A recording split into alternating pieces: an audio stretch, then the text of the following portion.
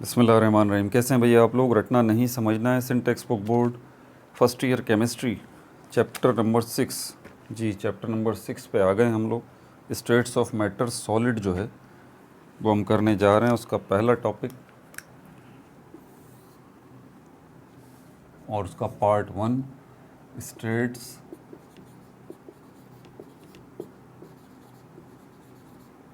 Of matter solid chapter number 6 और part 1। Copy pencil ले लीजिए, लेक्चर को नोट करना है और मुस्कुराते रहना है। पिछले चैप्टर्स की वीडियोस अगर देखनी हो आपको तो फिर आपको प्लेलिस्ट खोलनी पड़ेगी इसकी, ठीक है, क्योंकि ये तो फर्स्ट ही पार्ट है तो डिस्क्रिप्शन में मैंने लिंक्स दे ही नहीं सकता। हाँ, इसका जो पार्ट 2 आएगा उसके अंदर पार्ट 1 का डिस्क्रिप्शन के अंदर लिंक मौजूद होगा आपका। बहरहाल तो चैप्टर नंबर 1, 2, 3, 4, 5 चैप्टर्स की वीडियोस आपको देखनी हो तो ये जो आपको स्क्रीन नज़र आ रही है इसी के नीचे लोगो बना हुआ है, रटना नहीं समझना, उस पर क्लिक कीजिए और पेज खुल जाएगा। वहाँ प्ले लिस्ट का ऑप्शन होगा, प्ले लिस्ट पर क्लिक करें तो प्ले लिस्ट आपके सामने आ जाएंगी। वहीं पर 11th केमिस्ट्री की प्ले लिस्ट मौजूद है, उसके अंदर सारी केमिस्ट्री की वीडियोस जो हैं वो मौजूद हैं फर्स्ट ईयर केमिस्ट्री की। इसके अलावा मैट्रिक्स इन बोर्ड पाकिस्तान स्टडी की प्लेलिस्ट है, मैट्रिक्स इन बोर्ड बायोलॉजी की प्लेलिस्ट है। ओल्ड जो हमारे पास बुक्स हैं पहले थी सिंटेक्स बुक बोर्ड की 9 मैट्रिक की, केमिस्ट्री, फिज़िक्स और मैथमेटिक्स, उनकी भी प्लेलिस्ट मौजूद हैं। केमिस्ट्री की 2 प्लेलिस्ट हैं, मैथमेटिक्स की 2 प्लेलिस्ट हैं ओल्ड बुक की, और फिज़िक्स की 1 है। इसी तरह फर्स्ट ईयर फिज़िक्स की भी प्लेलिस्ट मौजूद है। अगर आपकी बेसिक्स वीक हैं तो बेसिक्स ऑफ केमिस्ट्री की प्लेलिस्ट मौजूद है, बेसिक्स ऑफ मैथमेटिक्स की प्लेलिस्ट मौजूद है और बेसिक्स ऑफ इंग्लिश लैंग्वेज की प्लेलिस्ट मौजूद है। बेसिक्स आपकी इंग्लिश लैंग्वेज की अच्छी हैं तो advance tenses, active voice, passive voice अगर आप करना चाहते हैं तो उसकी प्लेलिस्ट जो है वो मौजूद है एडवांस 1 के नाम से, इंग्लिश लैंग्वेज एडवांस 1 के नाम से, ठीक है भाई। और अगर आपको pin point two the point जो है वो कॉन्सेप्ट चाहिए, व्हाट इज़ दिस, ये क्या है, तो ये व्हाट सीरीज़ मैंने बनाई है, शॉर्ट्स के नाम से प्लेलिस्ट वहाँ पे होगी, आप उस पर क्लिक करें। बहुत सारी वीडियोस हैं, एटम क्या है, मॉलिक्यूल क्या है, आयन क्या है, एवोगैड्रस नंबर क्या है, इस क्या का जवाब जो है आपको 1 मिनट के अंदर वहाँ मिल जाएगा। वो सारी 1 मिनट वाली वीडियोज़ हैं शॉर्ट्स के नाम से, वो देख लीजिए। बहरहाल अब आगे चलते हैं हम। इसके अंदर ही चैप्टर नंबर 6 PDF इसका खोल लीजिए,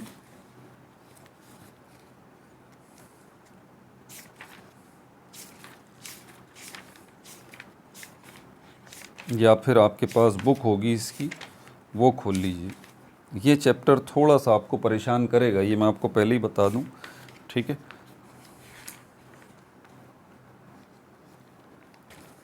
इंट्रोडक्शन पहले देख लीजिए ज़रा इसका, सॉलिड का इंट्रोडक्शन। ये मैंने नोट्स बनाए हुए हैं, साथ साथ मैं लिख रहा हूँ, आप भी नोट करते जाइए।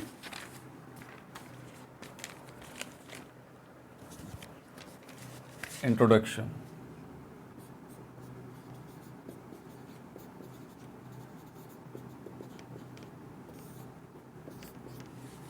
ठीक है भाई। इंट्रोडक्शन में सबसे पहली जो चीज़ आप देखेंगे, ऑब्वियस सी बात है कि हमारे पास जो है वो सॉलिड, लिक्विड हो या गैस हो, सारी की सारी चीज़ें पार्टिकल्स से ही मिलके बनी हैं। तो यहाँ पर इसके पार्टिकल्स के हवाले से आपसे कोई पूछता है कि भाई सॉलिड के पार्टिकल्स के हवाले से हमें कुछ मालूमात दे दीजिए, तो यहाँ पर आप उनको बताएंगे कि सॉलिड के पार्टिकल्स क्लोजली अरेंज्ड होते हैं, क्लोजली पैक्ड होते हैं, क्लोजली अरेंज्ड होते हैं, क्लोजली अरेंज्ड होते हैं,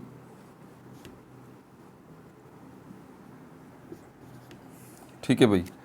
in fixed position, in fixed position, जगह जो है उनकी फिक्स्ड होती है। अब यहाँ पर कुछ बच्चे समझ रहे होंगे कि शायद ये पार्टिकल, ये एक सॉलिड का पीस है और यहाँ पर जो पार्टिकल हैं ये अपनी ही जगह पर हैं। ऐसी बात नहीं है, कोई भी पार्टिकल जो है रेस्ट पोजीशन में नहीं होता। अपनी जगह पर होने का मतलब तो ये हुआ ना कि ये पार्टिकल हरकत ही नहीं कर रहा, नहीं, ऐसी बात नहीं है। सॉलिड के पार्टिकल्स हों, लिक्विड के पार्टिकल्स हों, गैस के पार्टिकल्स हों, वो हालत हरकत में है, वो इन अ स्टेट ऑफ मोशन है, ये बात जहन में रखें। तो हरकत कम ज़्यादा हो सकती है, लेकिन ये बात नहीं होगी कि हरकत ही ना करें, नहीं। तो इनकी भी हरकत है, लेकिन ये फिक्स्ड पोजीशन पर अरेंज हुए हैं, इनकी पोजीशन फिक्स्ड है। किस पॉइंट ऑफ व्यू से फिक्स्ड है कि ये वाइब्रेटरी मोशन के अंदर है, जस्ट लाइक दिस। समझ आ रही है बात आपको? टू एंड फ्रो मोशन कहलाता है। ये थोड़ा सा पार्टिकल इधर जाता है, फिर यही पार्टिकल थोड़ा सा दोबारा इधर आता है, फॉरवर्ड बैकवर्ड, इस तरह से हरकत इनकी होती है, हल्की सी, ठीक है। तो इसीलिए कहा जाता है कि इनको ये क्लोजली अरेंज्ड हैं, ठीक है, इन अ फिक्स्ड पोजीशन, एक ही पोजीशन। देखें, सवाल से सवाल निकलता है। मैं चाहता हूं कि कोई आपसे सवाल पूछे तो उसका जवाब आपके पास होना चाहिए। आपने जब पार्टिकल्स के हवाले से बोल दिया कि पार्टिकल्स जो हैं वो क्लोजली अरेंज्ड हैं इन फिक्स्ड पोजीशन, एक ही पोजीशन के ऊपर, तो आपसे कोई वजह पूछ लेता है कि भाई इसकी वजह क्या है, रीज़न क्या है इसका। तो इसकी वजह है, ये वजह जानने से पहले आपको टाइप्स ऑफ एटम्स पता होने चाहिए। Types of particles found in solid. तो जितने भी सॉलिड हैं उनमें किस किस्म के पार्टिकल्स जो हैं वो मौजूद हैं, ये आपको पता होना चाहिए। तो कुछ जो हैं वो ऐसे सॉलिड हैं जिनके अंदर आयंस मौजूद हैं, कुछ जो हैं वो ऐसे सॉलिड्स हैं जिनके अंदर जो है वो एटम्स मौजूद हैं, और कुछ जो है वो ऐसे सॉलिड्स हैं जिनके अंदर मॉलिक्यूल्स मौजूद हैं। समझ में आ रही है बात? तो आपसे सवाल किया जाता है, बताइए क्या जानते हैं सॉलिड के बारे में। आपने उसका पार्टिकल्स के हवाले से इंट्रोडक्शन दे दिया कि पार्टिकल्स क्लोजली अरेंज्ड होते हैं, फिक्स पोजीशन में होते हैं। फिर आपसे पूछा जाता है कि किस किस्म के पार्टिकल्स सॉलिड के अंदर होते हैं, तो आप बताइए किसी पार्टिकल के अंदर जो है वो, किसी सॉलिड के अंदर आयंस मौजूद होते हैं, किसी सॉलिड के अंदर एटम्स मौजूद होते हैं, किसी सॉलिड के अंदर मॉलिक्यूल्स मौजूद होते हैं। तो इस तरह से हमारे पास 3 किस्म के सॉलिड्स हो गए। अगर सॉलिड्स की क्लासिफिकेशन करें तो ऐसे सॉलिड्स जिनमें जो है वो आयंस मौजूद हैं, ऐसे सॉलिड्स जिनमें एटम्स मौजूद हैं, और ऐसे सॉलिड्स जिनके अंदर क्या मौजूद हैं, मॉलिक्यूल्स मौजूद हैं। अब इस वाले जो कि रीज़न मैं बता रहा था कि रीज़न क्या है, ठीक है, तो रीज़न है फोर्स। रीज़न क्या है इसका? रीज़न कि पार्टिकल्स जो हैं वो क्लोजली अरेंज्ड क्यों हैं इन अ फिक्स पोजीशन, इसके पीछे वजह क्या है। इसके एमसीक्यूज बनते हैं, ठीक है। तो ज़रा ध्यान से इसकी वजह सुन लीजिए। उसकी वजह यह है कि फोर्स मौजूद है। कौन सी? Force among particles. अगर तो ये सॉलिड के पार्टिकल आयंस हैं, तो इन आयंस के दरमियान एक फ़ोर्स मौजूद है जिसने इनको आपस में जकड़ के रखा हुआ है, ठीक है, बांध के रखा हुआ है। अगर इस सॉलिड के पार्टिकल्स एटम्स हैं, तो इन एटम्स के दरमियान ये फ़ोर्स मौजूद है जिसने इनको आपस में जकड़ के रखा हुआ है, बांध के रखा हुआ है। और अगर इस सॉलिड के पार्टिकल्स जो हैं वो मॉलिक्यूल्स हैं, तो मॉलिक्यूल्स जो हैं ये आपस में क्लोजली पैक्ड इसलिए हैं क्योंकि एक फ़ोर्स है जिसने इनको आपस में जकड़ के रखा हुआ है और बांध के रखा हुआ है, ठीक है भाई। तो ये रीज़न जो है वो आपको टू द पॉइंट पता चल गया कि क्लोजली अरेंजमेंट की वजह क्या है पार्टिकल्स की एट अ फिक्स्ड पोजीशन। अच्छा, और अगर आप जानना चाहते हैं कैन नॉट, ऐसे काम जो कि सॉलिड जो है वो नहीं कर सकते। पहला काम फ्लो, सॉलिड जो है वो फ्लो नहीं कर सकते। दूसरा काम can not take shape of container, किसी कंटेनर की शेप जो है वो ये नहीं ले सकते। टेक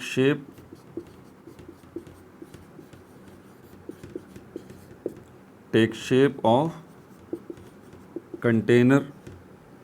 अगर आप कंपेयर करें जो है वो गैस को या लिक्विड को, ठीक है, तो लिक्विड अगर आप इसके अंदर डालेंगे तो लिक्विड बिल्कुल इस कंटेनर जैसी शेप जो है वो ले लेगा। लेकिन किसी कंटेनर में अगर आप सॉलिड पीस डालेंगे, जैसे मिसाल के तौर पर ये एक सॉलिड पीस है, इसको आप डालेंगे तो ये इसी तरह अंदर जाके रहेगा, कंटेनर की शेप जैसा नहीं हो जाएगा ये सॉलिड का पीस, ठीक है। तो ये यहाँ पर लिखा गया है कैन नॉट। पहली बात ये कि फ़्लो नहीं करते सॉलिड्स, दूसरी बात ये कि ये शेप नहीं ले सकते कंटेनर की, ये अपनी शेप को बरकरार रखते हैं, ठीक है भाई। अगला पॉइंट क्या है इसमें,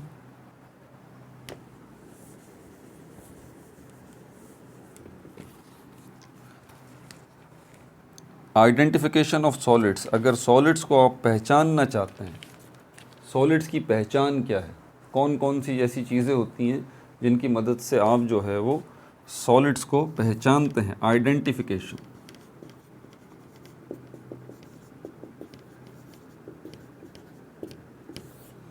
आइडेंटिफिकेशन मतलब पहचान। अब आपके जहन में सवाल आ रहा होगा, सर पे आपने बता तो दिया है कि हमारे पास जो है कुछ सॉलिड्स ऐसे होते हैं जिनके अंदर आयंस होते हैं, कुछ सॉलिड्स ऐसे होते हैं जिसमें एटम्स होते हैं, कुछ सॉलिड्स ऐसे होते हैं जिसमें मॉलिक्यूल्स होते हैं। तो ये पहचान हो तो गई भाई। ये आप आयंस को, एटम्स को, मॉलिक्यूल्स को अपनी ज़ाहिरी आँख से नहीं देख सकते। आप ज़रा इस बात को समझिएगा, आप अपनी ज़ाहिरी आँख से उसको नहीं देख सकते, ठीक है भाई। तो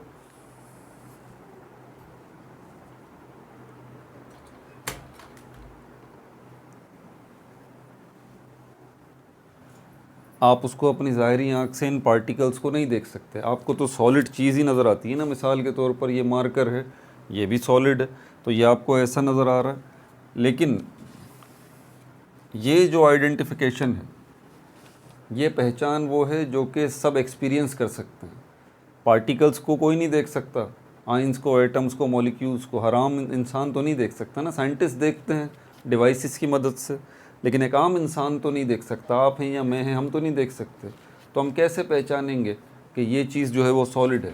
हम जानते हैं, हमारी डेली लाइफ में है, हमें आसानी से पता लग जाता है कि ये सॉलिड है, ये लिक्विड है, ये गैस है, ठीक है। लेकिन हमने कभी उन पर गौर नहीं किया। तो ये पहली चीज़ क्या है, इसका रिजिड स्ट्रक्चर होगा। रिजिड स्ट्रक्चर, स्ट्रक्चर वर्ड का मतलब होता है साख्त, ठीक है। स्ट्रक्चर वर्ड का मतलब क्या होता है, साख्त। और साख्त को आसान उर्दू में क्या कहा जाता है, body and shape. Body and shape, किसी का वजूद, जिस्म और उसकी शक्ल जो है, उसकी अगर हम बात कर रहे हैं, किसी की शेप की बात कर रहे हैं, उसके जिस्म की बात कर रहे हैं, तो इसका मतलब हम उसके स्ट्रक्चर की बात कर रहे हैं, हम उसके साख्त की बात कर रहे हैं। तो सॉलिड का जो स्ट्रक्चर है, जो उसकी साख्त है, जो उसकी शेप है या उसकी बॉडी है, वो रिजिड है। रिजिड मतलब सख्त है, रिजिड मतलब सख्त है। इसके अलावा जो दूसरी चीज़ है वो है मैकेनिकल स्ट्रेंथ।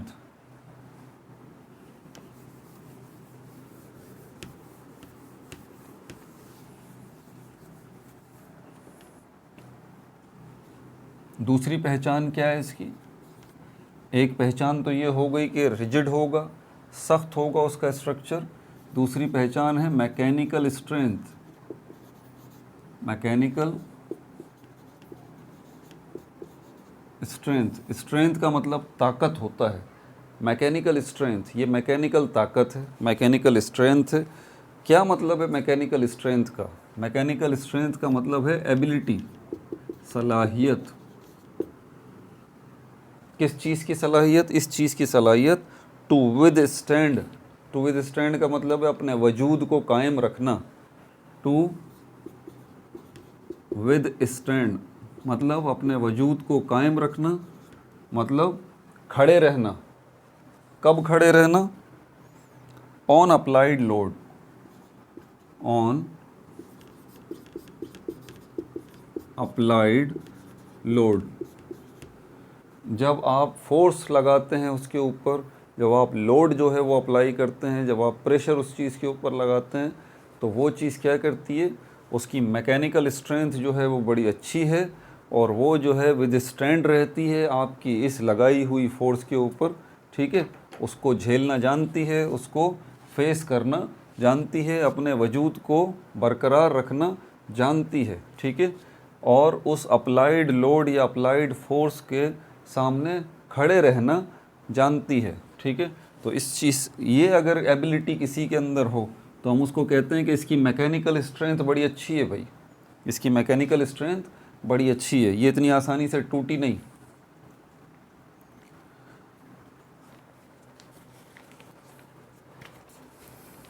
अच्छा, इसके अलावा 10-2 इसकी कोशिश क्या होती है? 10-2 का मतलब होता है कोशिश करना। तो सॉलिड जो है वो किस चीज़ की कोशिश कर रहे हैं? 10-2 रेसिस्ट एक्सटर्नल प्रेशर, जो भी एक्सटर्नल प्रेशर उनके ऊपर लग रहा है वो उसको रेसिस्ट कर रहे हैं, मुज़ाहिमत पैदा कर रहे हैं और उसको रोक रहे हैं। 10-2 resist external pressure, 10-2 resist external pressure, जो भी एक्सटर्नल प्रेशर लग रहा है उसको रोकने की कोशिश कर रहे हैं। आगे बात है नियरली इनकम्प्रेसिबल। नियरली मतलब तकरीबन, नियरली इनकम्प्रेसिबल, आप इनको दबा के छोटा नहीं कर सकते सॉलिड्स को। इनकम्प्रेसिबल, आप इनको कंप्रेस नहीं कर सकते।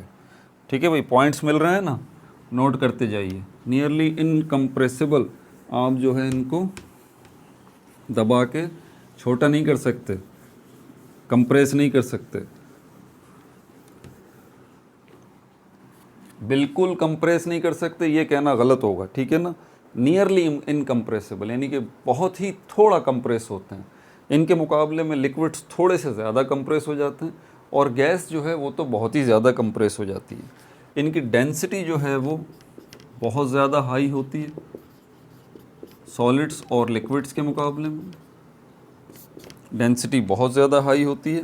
इसके अलावा ये ऑन हीटिंग जब इनको हीट किया जाता है तो फिर ये क्या करते हैं? ऑन हीटिंग ये मेल्ट हो जाते हैं, ये मेल्ट हो जाते हैं, ये पिघल जाते हैं। मतलब ये कि ये सॉलिड से लिक्विड में कन्वर्ट हो जाते हैं। इसके अलावा एक और प्रॉपर्टी इनकी ये है कि ये सबलाइम भी हो सकते हैं। सॉलिड्स जो हैं सबलाइम भी हो सकते हैं। कुछ हमारे पास ऐसे सॉलिड्स हैं कि जब आप उनको हीट आप करेंगे तो वो सॉलिड से लिक्विड नहीं बनेंगे बल्कि डायरेक्टली सॉलिड से गैस बन जाएंगे, वो सबलाइम हो सकते हैं। ठीक है भाई, ये पार्ट 1 इंट्रोडक्शन था। पार्ट 2 के अंदर हम जो है वो kinetic molecular interpretation of solids जो है इसको हम देखेंगे KMT के मुताबिक, यानी कि काइनेटिक मॉलिक्यूलर थ्योरी के मुताबिक। अपना बहुत ज़्यादा ख्याल रखिएगा और like no subscribe only share.